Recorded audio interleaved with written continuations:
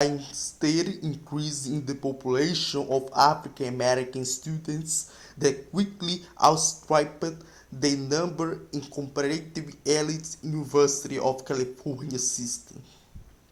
Well, architects of the master plan gave little thought to how their attempts at social engineering would affect African American migrant communities. The expansion of California's system of higher education had far-reaching effects on local black youth. Increased enrollment meant not only better economic opportunities but also participation increased in militant campus culture of early 60s. Study groups, black student unions, and protests for a black studies curriculum became important means of consciousness raising. As a result, many of the radical groups that emerged later in the decade stemmed from this earlier period of student activism.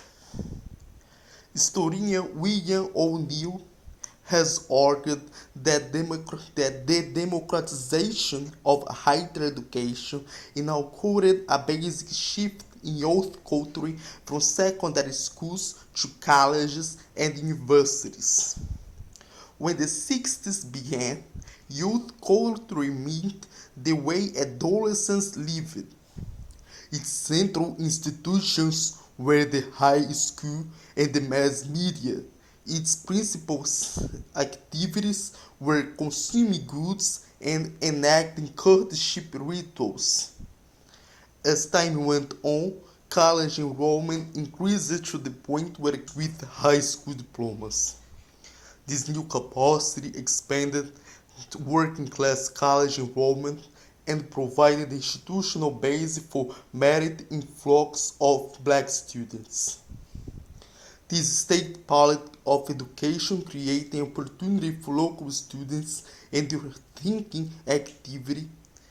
These 22 campuses became local campuses of parties for students and local urban thought. As large number of black Southern immigrants poured into California during and after World War II, they immediately recognized the low-cost, accessible higher education as one of the state's most important resources. Starting in the late 50s, community institutions like Oakland City College witnessed as colleges were nearly as influential as high school in shaping the young. On the West Coast, this structural shift contributed to the spread of black nationalism and later black power. Among American African youth, starting in the early 20th century, California boasted the largest university enrollment in the country.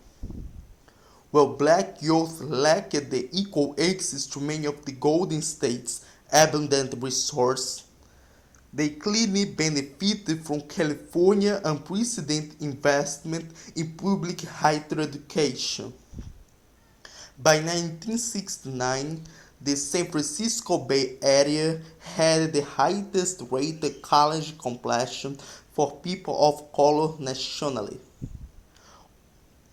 Over 13% of non-white residents aged 25 or older had completed 4 years or more of college. This remarkable figure was nearly double the percentage of New York Cityans, 6 times that for St. Louis, Missouri, and at 11% Los Angeles alone remotely approached levels of minority college completion comparable to those in the Bay Area. These numbers had a political as well as socio-economic significance. The early infrastructure for Black Power organized in California centered in study groups at public universities. multi neighborhood and active dynamic.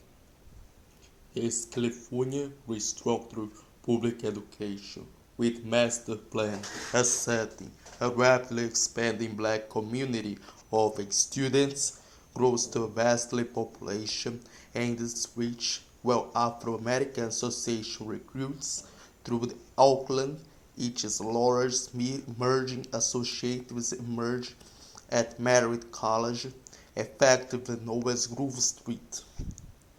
The Afro-Americanism has ideal and a supporting ground for attract groups to a definition of identity would engage Berkeley students into dialogue by regularly staging streets day-to-day troublesome.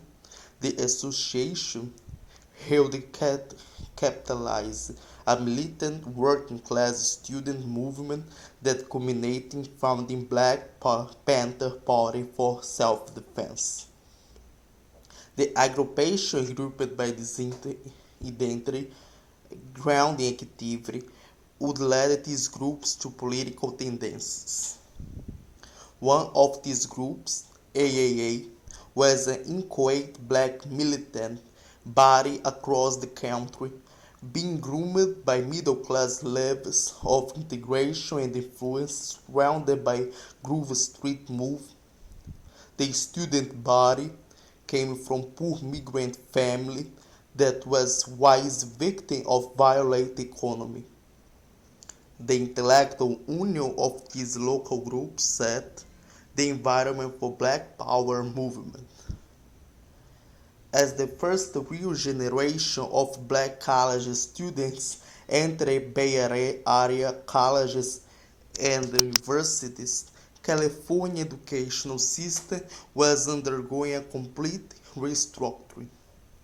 In the early 60s, the Master Plan for Higher Education revolutionized the state-dense network of public institutions. Policymakers developed the plan in response to a series of long-term pressures that Golden State had faced since World War II. In the subsequent decades, these issues came to head. Recurrent waves of immigration, combining with immense economic growth, necessitated a much more comprehensive education policy. Officials expect the California student population to double in 15 years. In fact, it actually quadrupled. In 1960, 227,000 students enrolled in the state institution of higher education. By 1975, the total reached 1 million. Given this unprecedented demand, a way to be found, accommodated in the housing crisis. 60 different resolutions restructured governance, organization, and finance of state's educational system. The Master Plan also established a method of administration that increased the local control over public institutions. No single board ruled over the entire system. Instead, the state erected separate structures of governance for each tier. This new era in higher education institutionalized the tripartite system of education that had developed on an ad hoc basis in California since the Progressive Era, consisting of University of California, California State, and junior college systems. It allowed for official methods of transfer between tiers so that, in theory, all students could gain access to University of California. New opportunities shaped some of the more practical concerns of the Black Studies movement at the community college level. Moreover, it also vastly extended the number and size of junior colleges. partial state funding for local initiatives provided 22 new campuses that were required to admit all students with housing dynamic tool that took hold, in which the increase in black students fed political organizing, and political organizing turn attracted people who would never have considered attending college.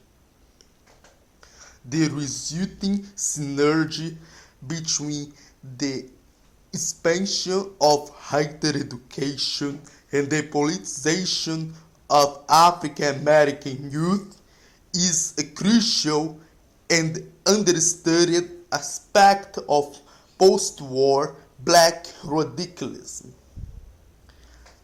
The tendency in an older black power historiography to overemphasize issues of violence versus nonviolence and white expulsion from civil rights organizations has obscured the internal changes inside northern and western black communities produced by immigration, rapid urbanization, and newfound educational access. In California, black college students appeared consistently at the forefront of radicalism.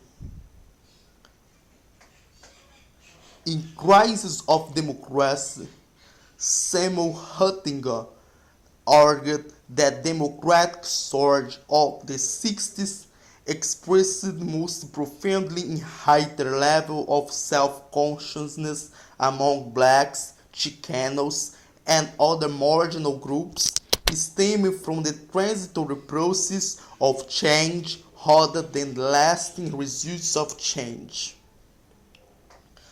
The school that came to be known as Merit College went through many different transformations. Its origins were elite.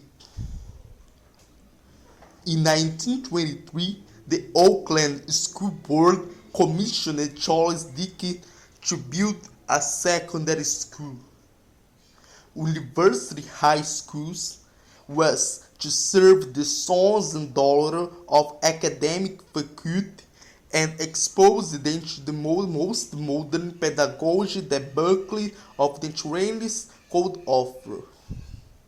Expensive courtyards, wide hallways, and arched windows were meant to draw students toward higher thoughts.